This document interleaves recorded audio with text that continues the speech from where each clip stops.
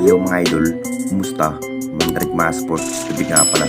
At ang pag-usapan, Barangay Nibra, Jimmy Monduso, trade next season, at Troy Rosario, matinding inamin sa lahat. Pero bago nga yan, kung bago pala sa aking channel, huwag mong kalimutan mag-subscribe at click ang notification bell para like kang updated sa tinitest upload pa natin. So alam naman nating lahat, Never Say Die comeback nga ang kupunan ng Barangay Nibra laban sa TNT Tropang Giga. Grabing performance nga ang naging ipinakita sa Game 4. Masasabing nag-init nga sa opensiba ang kupunan ng Barangay Nibra kung bakit na ipanalo nga ang laban. Nagiging intense pa rin ang nagiging laban dahil kumamada nga si Jimmy Alonso na may 24 points. Masasabing big impact pa rin ang kanyang nagiging performance. Ito na nga rin ang hinihintay ng lahat kung saan ginagalingan pa sa bawat laro ang nasabing high plan forward na si Jimmy Alonso mga idol.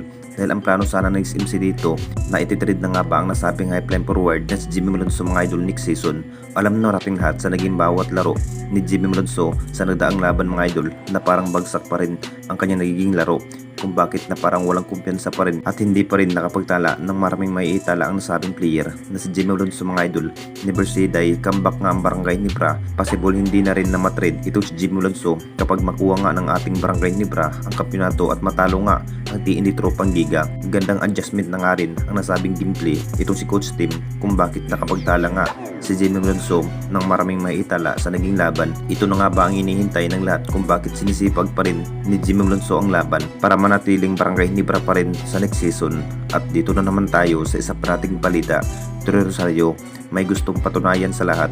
Alam na natin lahat mga idol, isa pa rin itong si Troy Rosario sa gandang ipnikitang laban sa upunan ng Barangay Nibra sa Game 4 kung bakit isa pa rin sa inasahan ni Coach Tim pagdating sa opensa.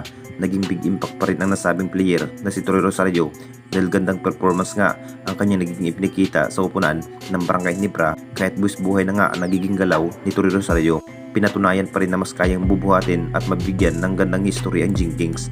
Ang pangarap pa rin na makuha ang kampiyonato sa finals, handa na rin sa pagkikipaglaban.